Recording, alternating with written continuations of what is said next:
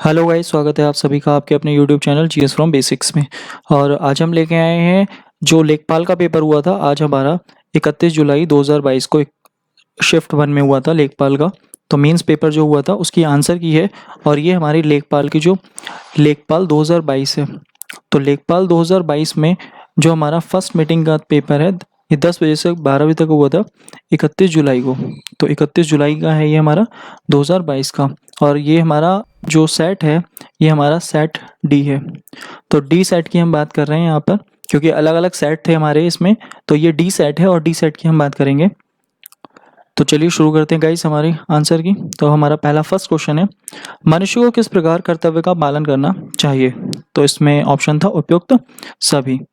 Next है हमारा अगला, मनीषियों ने सफलता की कुंजी किसे कहा है। तो असफलता को इसका ऑप्शन था। पैराग्राफ में दिए हुए हैं ये सभी। तीसरा है हमारा थर्ड, असफल व्यक्ति क्या अर्जित करता है। तो अनुभव की संपत्ति। तो ऑप्शन बी था इसका राइट आंसर। नेक्स्ट है हमारा अगला क्वेश्चन चौथा, जीवन की सार्थकता किसमें है। तो जीवन की सार्थकता कर्तव्य मार्ग पर चलने में, आनंद में। तो ऑप्शन सी था। कैसे व्यक्तियों का जीवन धीरे धीरे बोझ बन जाता है। तो इसका आंसर था ऑप्शन ए, जो असफल होने पर दोबारा प्रयत्न नहीं करते। कब्र में पैर लटकने मुहावरे का सही अर्थ है। तो इसका आंसर था ऑप्शन ए, मृत्यु के समीप होना। नेक्स्ट, निम्न में से शलाका का तद्भव रूप है। तो ये किसका है, ये सलाई का है। तो ऑप्शन बी इसका राइट आंसर था। आनंद शब्द का उचित पर्यायवाची शब्द है। तो इसका था मोद एवं हर्ष। नेक्स्ट, अपना पराया किस समास का उदाहरण है। तो ये द्वंद्व समास का उदाहरण है। नेक्स्ट, निम्नलिखित में सही संधि विच्छेद का चयन कीजिए। तो इसका आंसर था वीरांगना, वीर प्लस आंगना। नेक्स्ट है, किस विकल्प में सही विलोम युग्म है। तो इसमें अगर देखा जाए ऑप्शन है हमारा बी, कृपण दाता। नेक्स्ट, जीवन पति का समानार्थी। तो जीवन पति का है यमराज, ऑप्शन ए। जिसे इंद्रियों से अनुभव ना किया जा सके, अनेक पद के लिए एक शब्द अतीन्द्रिय। ऑप्शन ए इसका राइट आंसर। निम्न में से कौन सा पुल्लिंग शब्द है। तो पुल्लिंग है विवाह, क्योंकि विवाह होता है। पंखा का बहुवचन क्या होगा, पंखे होगा। दुशासन का संधि विग्रह क्या होगा। तो दू प्लस शासन, ऑप्शन सी। निम्नलिखित में से किस शब्द की वर्तनी सही है। तो लालायित की है, ऑप्शन सी। निम्नलिखित शब्दों पर विचार कीजिए। तो कौन सा शब्द सही है। तो इसमें अगर देखा जाए ऑप्शन तीसरा और चौथा। तीसरा मतलब विस्मरण और हमारा हितैषी, दो शब्द हमारे सही हैं।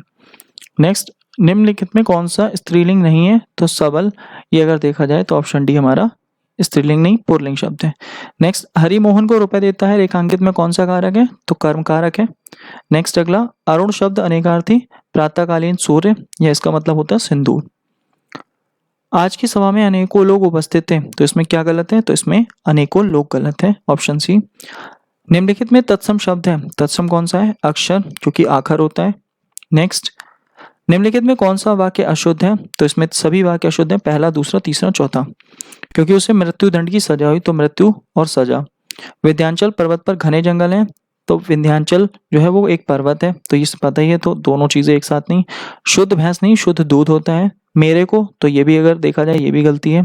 तो यहाँ पर ये हमारे चारों ही अशुद्ध थे। नेक्स्ट, खग जाने खग की भाषा का ही अर्थ समान प्रवृत्ति वाले एक दूसरे को सराहते हैं। तो ऑप्शन बी इसका राइट आंसर। नेक्स्ट है, एक आयत का क्षेत्रफल ज्ञात करना है जिसकी लंबाई 12 सेंटीमीटर और चौड़ाई 11 सेंटीमीटर। तो इसका आंसर था ऑप्शन बी 132। 132 इसका आंसर था। नेक्स्ट है अगला, एक संचय बारंबारता दिया हुआ है। तो इसमें संचयी बारंबारता किसकी हमारी थी। तो इसकी अगर देखा जाए तो इसका आंसर था 1921, ऑप्शन डी। तो ऑप्शन डी इसका राइट आंसर है। नेक्स्ट, 2240 के गुणनखंडों का योग। तो इसका आंसर था 6096। नेक्स्ट है 29 से 33 तक थे। तो पहला फर्स्ट क्वेश्चन, उन वर्षों की संख्या का अनुपात जिसमें एक कंपनी की आय औसत से कम है और जिनकी आय औसत से अधिक है का अनुपात। तो इसका क्या था, इसका था 5:3। तो सी आंसर। 97-98 की कंपनी की आय 94-95 से कितनी गुनी थी। तो इसका ऑप्शन सी।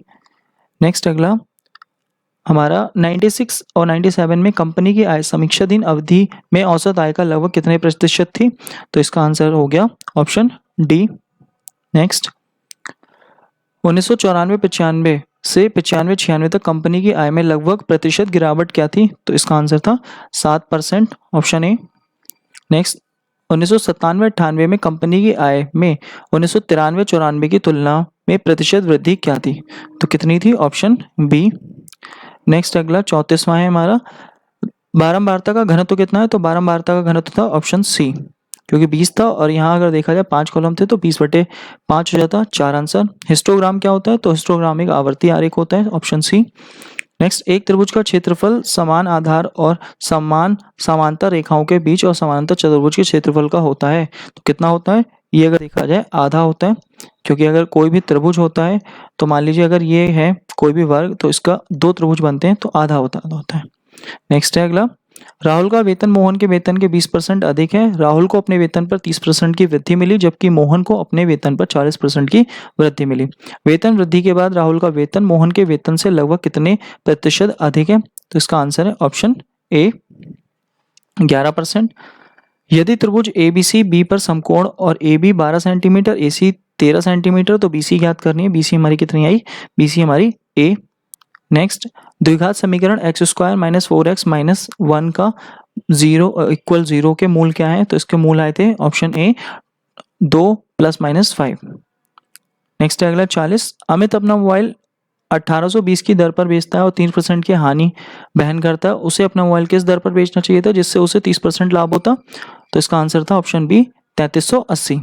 नेक्स्ट है, समचतुर्भुज का परिमाप 120 सेंटीमीटर है। किन्हीं दो समांतर भुजाओं के बीच की दूरी 12 सेंटीमीटर है। समचतुर्भुज क्षेत्रफल ज्ञात करना था हमें, तो कितना आएगा इसका आंसर? इसका आंसर आएगा ऑप्शन बी 360।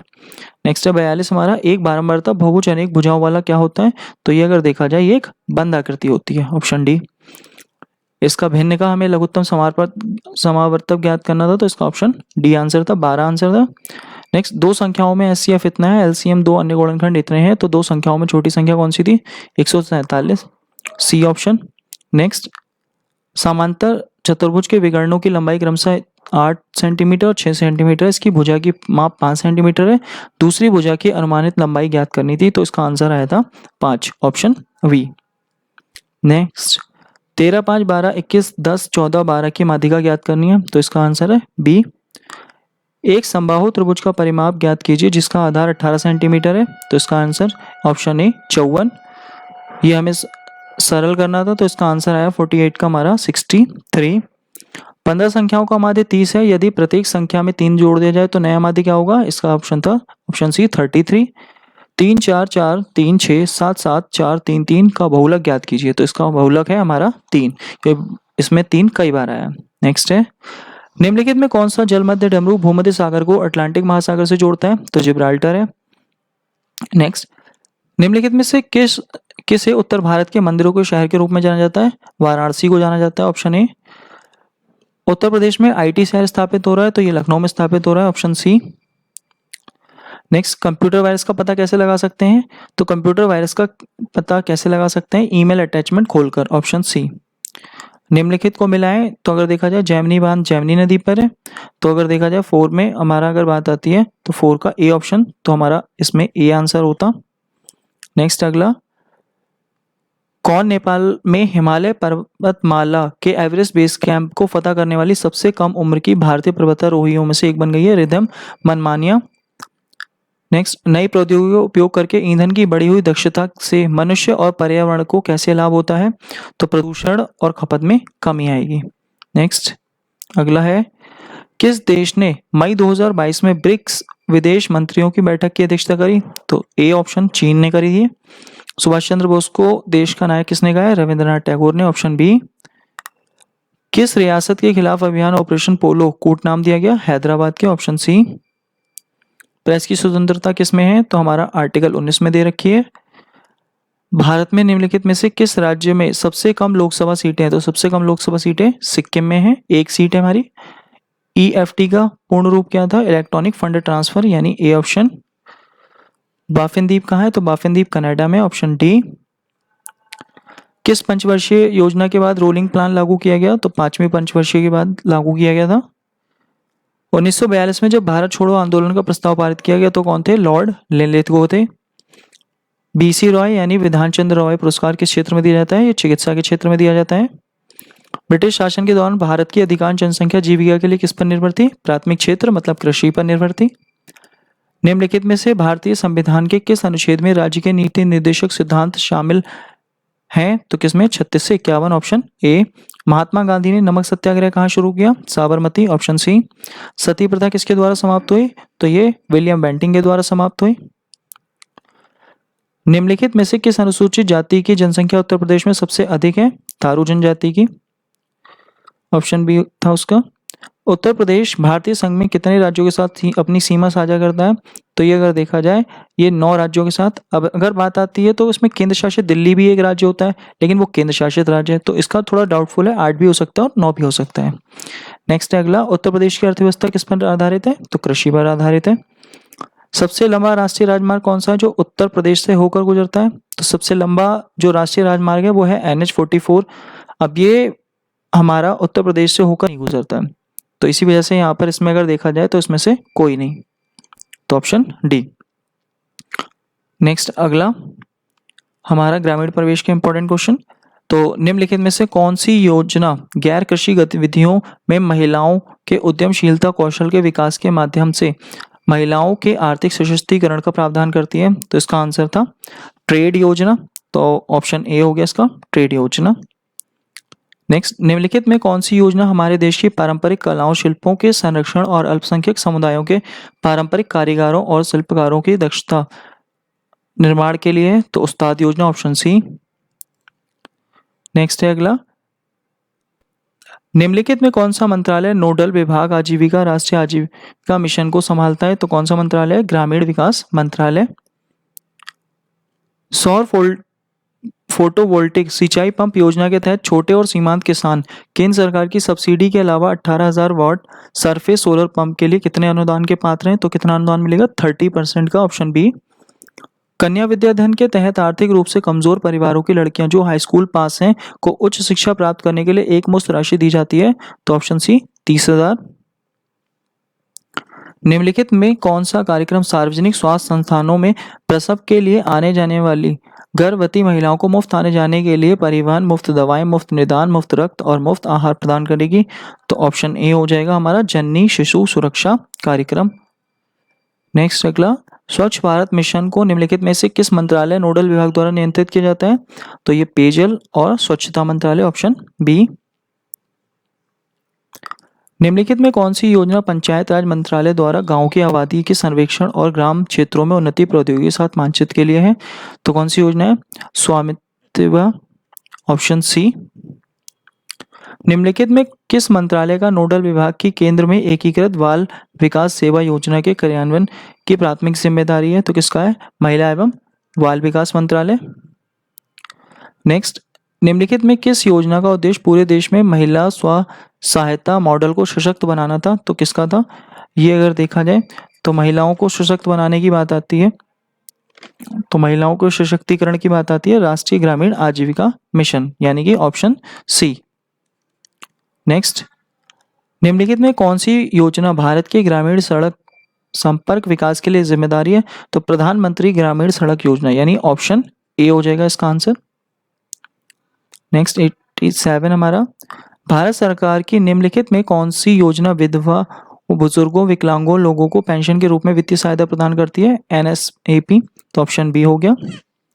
नेक्स्ट 88, निम्नलिखित में कौन सी योजना के तहत किसी भी ग्रामीण परिवार के वयस्क को एक वित्तीय वर्ष में 100 दिनों के रोजगार की गारंटी दी जाती है जो अकुशल शारीरिक कार्य करने के इच्छुक हैं? तो कौन सा है? ऑप्शन डी, ग्रामीण रोजगार गारंटी योजना। नेक्स्ट 89, निम्नलिखित में से किस योजना का उद्देश्य भारत में ग्रामीण गरीब लोगों को आवास प्रदान कराना है? तो ऑप्शन डी हो जाएगा प्रधानमंत्री आवास योजना। नेक्स्ट है अगला, भारत सरकार की निम्नलिखित में से कौन सी योजना ग्रामीण क्षेत्रों से शहरी क्षेत्रों में युवाओं के प्रवास को रोकने का प्रस्ताव करती है? तो कौन सी होगी इसमें? अगर देखा जाए पूरा, यानी ऑप्शन ए PURA। पंचायती राज प्रशिक्षण संस्थान उत्तर प्रदेश में निम्नलिखित में किस स्थान पर है? तो ये ऑप्शन सी हो गया हमारा, लखनऊ में स्थित है। नेक्स्ट है, भारतीय स्वच्छ भारत मिशन ग्रामीण चरण 2 किस वर्ष शुरू किया गया? तो ऑप्शन बी 2020 में। निम्नलिखित में कौन सी उत्तर प्रदेश द्वारा की गई ई स्वास्थ्य पहल है? तो कौन सी है? इनमें से कोई नहीं, ऑप्शन डी। नेक्स्ट, निम्नलिखित में से भारत सरकार की किस योजना का मुख्य उद्देश्य बालिकाओं के उत्तरजीविता को सुनिश्चित करना था? तो ये अगर देखा जाए बेटी बचाओ और बेटी पढ़ाओ। नेक्स्ट, यूपीआरआरडीए यूपी ग्रामीण सड़क विकास एजेंसी की स्थापना कब की गई? तो 2003 में की गई, ऑप्शन ए। नेक्स्ट, निम्नलिखित में से किस संस्थान का मिशन भूमि संस्थानों के स्वास्थ्य और उत्पादकता को एक स्थायी तरीके से संरक्षित करना और सभी संभावित खेती योग्य भूमि की रक्षा, पुनर्वास और पुनः उत्पन्न करना था? तो अगर देखा जाए इसका क्या हो जाएगा, तो यहाँ पर अगर बात आती है 96 का हमारा सी ऑप्शन, उत्तर प्रदेश ग्रामीण सड़क एजेंसी, सी ऑप्शन हो गया इसका हमारा। नेक्स्ट, भूमि सुधार निगम के तहत स्थापित एफएफएस का पूर्ण रूप क्या है? तो इसका रूप है फार्मर फील्ड स्कूल। नेक्स्ट है, केंद्र सरकार की निम्नलिखित में से कौन सी योजना धुआं मुक्त ग्रामीण भारत की परिकल्पना करती है? तो प्रधानमंत्री उज्ज्वला योजना, ऑप्शन सी हो गया इसका आंसर। नेक्स्ट 99 हमारा, निम्नलिखित में कौन सी योजना दुर्व्यापार और व्यावसायिक यौन शोषण के पीड़ितों के दुर्व्यापार की रोकथाम और बचाव, पुनर्वास और पुनर्एकीकरण के लिए है? तो कौन सी योजना होगी? इनमें से कोई नहीं, तो ऑप्शन डी हो गया।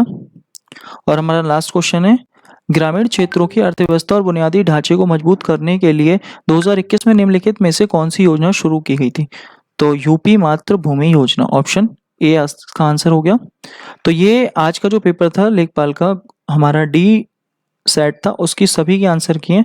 तो आप अपने आंसर की को मैच कर लीजिए और इसकी जो एवरेज मेरिट जाने की संभावना है, तो वो लगभग अगर देखा जाए तो 75 से 85 के बीच में जाने की संभावना है। तो आप उसी के अकॉर्डिंग अगर देखा जाए, क्योंकि पेपर काफ़ी आसान था, आप इस आंसर की से मिला सकते हैं। तो बाकी अगर गाइस वीडियो अच्छी लगे तो प्लीज़ वीडियो को लाइक करें, शेयर करें, कमेंट करें और चैनल को अगर आपने अभी तक सब्सक्राइब ना किया हो तो प्लीज़ चैनल को सब्सक्राइब भी कर लें। Thank you guys, thanks for watching.